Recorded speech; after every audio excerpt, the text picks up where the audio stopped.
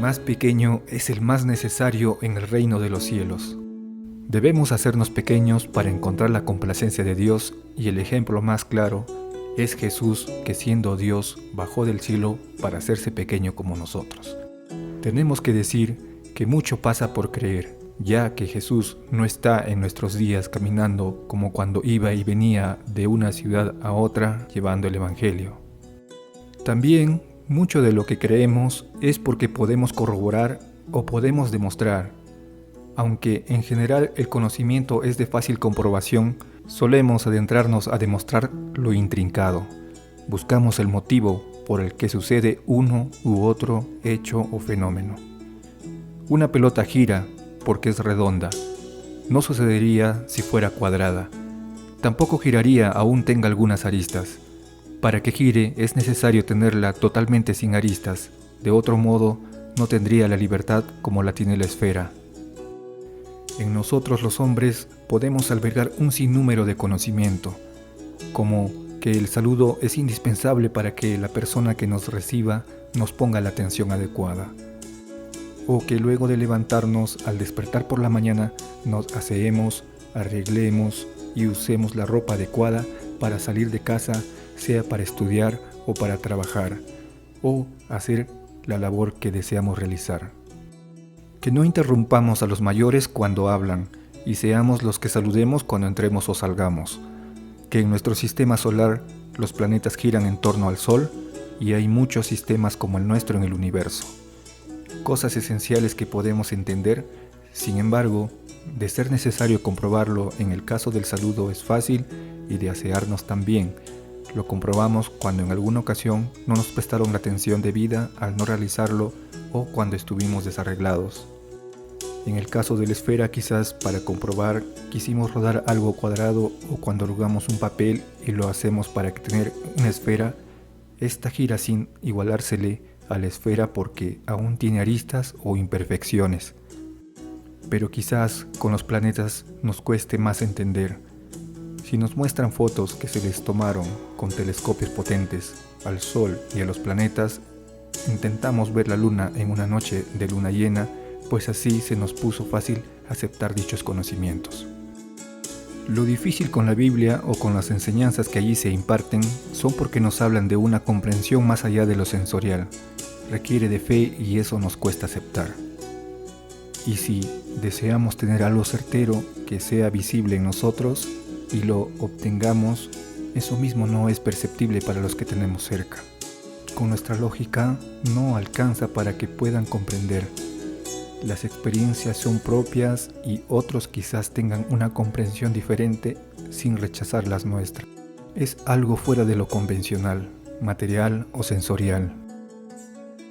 Entonces los entregarán a ustedes para que los maltraten, y los matarán, y todo el mundo los odiará por causa mía. En aquel tiempo muchos renegarán de su fe, y se odiarán y se traicionarán unos a otros. Aparecerán muchos falsos profetas, y engañarán a mucha gente. Habrá tanta maldad, que la mayoría dejará de tener amor hacia los demás. Pero el que siga firme hasta el fin, se salvará. Y esta buena noticia del reino será anunciada en todo el mundo, para que todas las naciones la conozcan, entonces vendrá el fin. Y vean que algo así tratado en la Biblia, y por los que creen, pueden percibirlo en personas que vinieron antes de Jesús y luego de él también. Pero lo dijo Jesús y en él se vio esto mismo que muestra.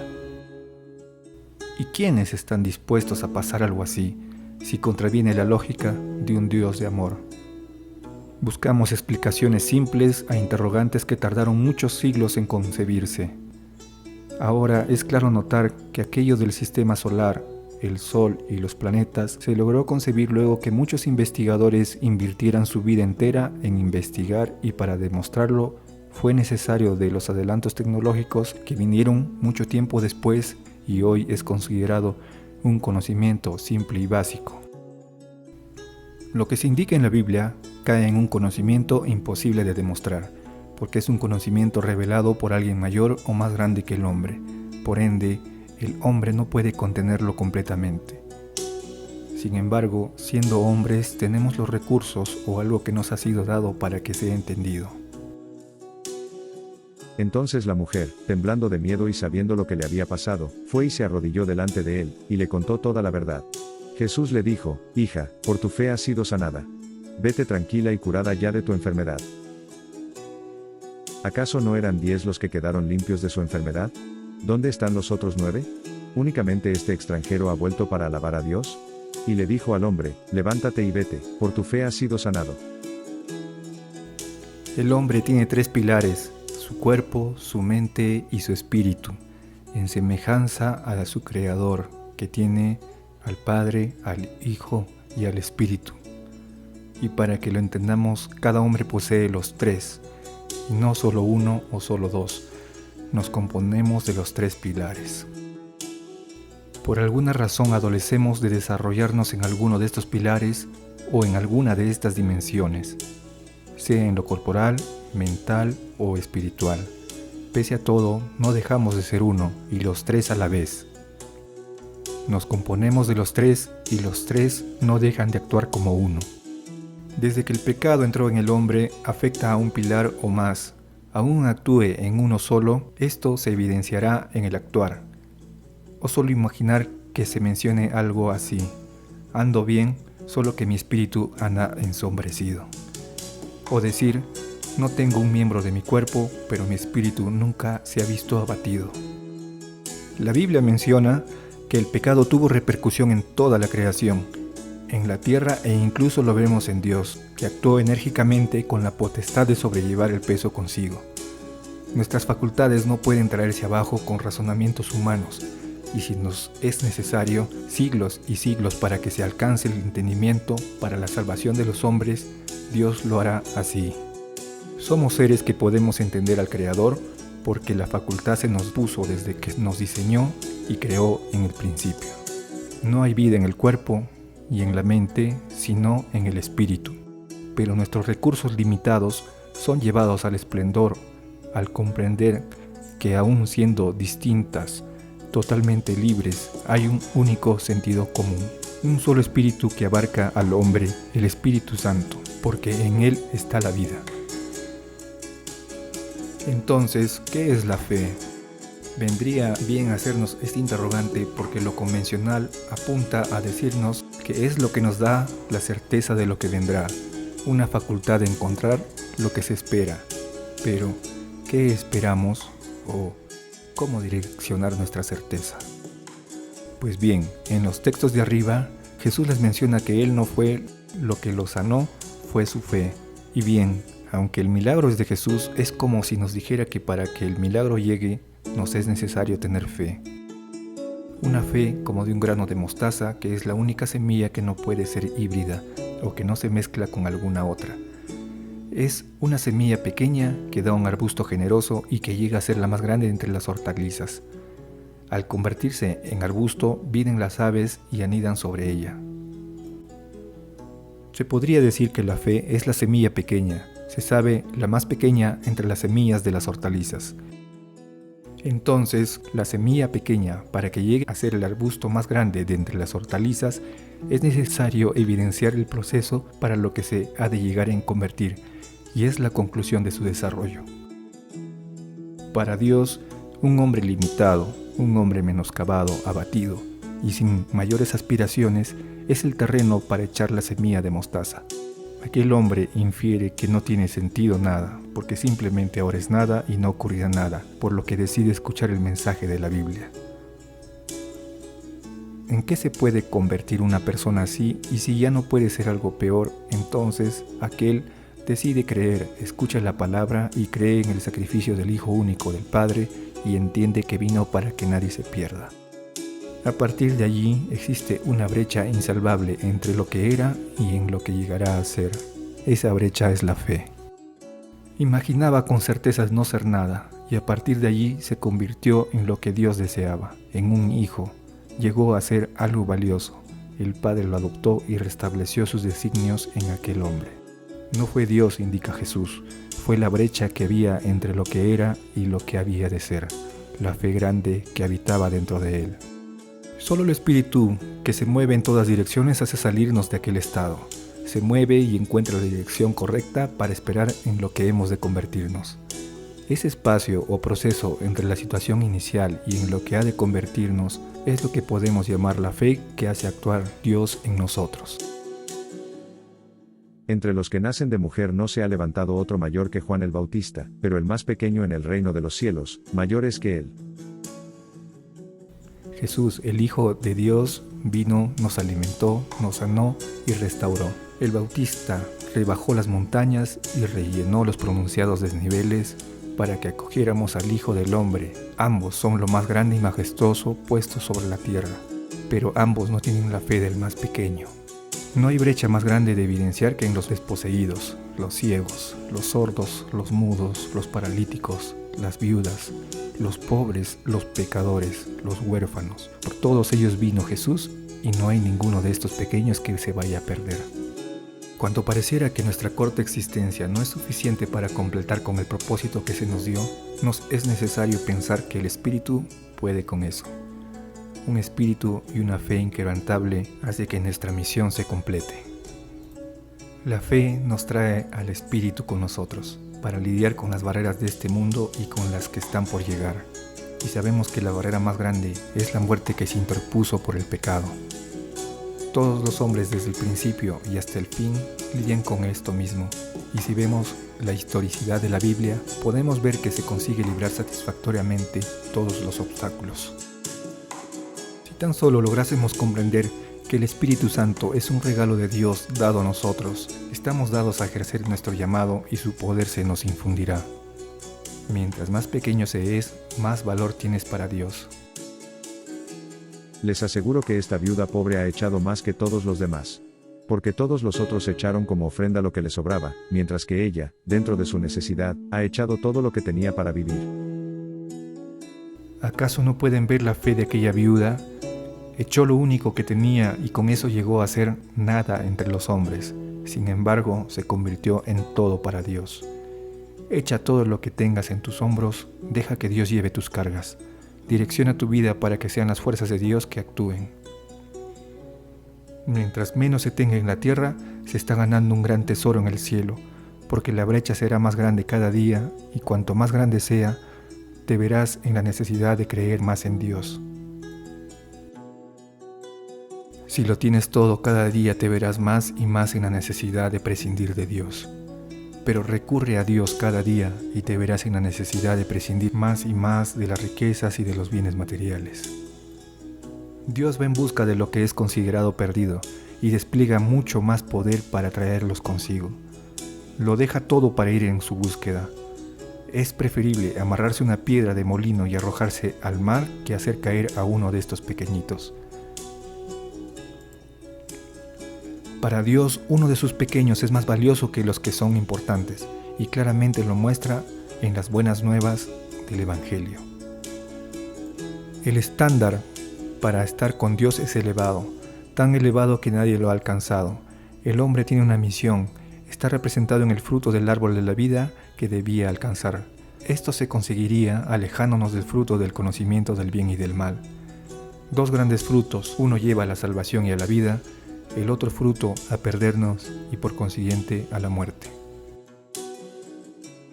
Y lloraba yo mucho, porque no se había hallado a ninguno digno de abrir el libro, ni de leerlo, ni de mirarlo. Y uno de los ancianos me dijo, no llores. He aquí que el león de la tribu de Judá, la raíz de David, ha vencido para abrir el libro y desatar sus 7 sellos. No es nada sencillo alcanzar el fruto del árbol de la vida. El camino es dado y es llevadero solo con Dios. El pecado hace que el camino no sea agobiante, sin duda, pero con Jesús, el león de la tribu de Judá, nos es posible perseverar para alcanzarlo. Solo Él nos trae el fruto de la complacencia de Dios, la vida que hay en Él. El pecado es división, no solo divide a los hombres, a las naciones, a los pueblos, también nos divide a nosotros mismos, haciéndonos ver como algo incompleto. La ciencia o la comprobación científica intenta encontrar la verdad y los investigadores científicos son personas como nosotros que anhelan encontrarla también. Una explicación de las dimensiones perceptibles en todo objeto material, largo, ancho y altura, podría darnos luces de que están muy entrelazados con las dimensiones imperceptibles. todo objeto material, y el hombre se compone también de esta parte material, indica poseer largo, ancho y alto. Son las 3 dimensiones. Una línea se compone de una dimensión, la longitud, y se prolonga al infinito en esta sola dimensión, sea hacia el lado derecho o izquierdo, o en ambas. Para poseer 2 dimensiones debe haber un conjunto de líneas agrupadas en la dimensión del ancho. Pasaría a componer un plano como una hoja de papel. En analogía al de una dimensión, podría extenderse hacia el infinito en las 2 dimensiones, longitud y ancho. Luego, para que el plano pueda componerse de altura, debe agrupar muchos planos dispuestos unos sobre otros para lograr convertirse en un objeto tridimensional. Y el claro ejemplo es un cubo. El cubo puede expandirse en sus 3 dimensiones hacia el infinito también. En los objetos unidimensionales, una línea no se dirigiría al infinito si tuviera una curvatura.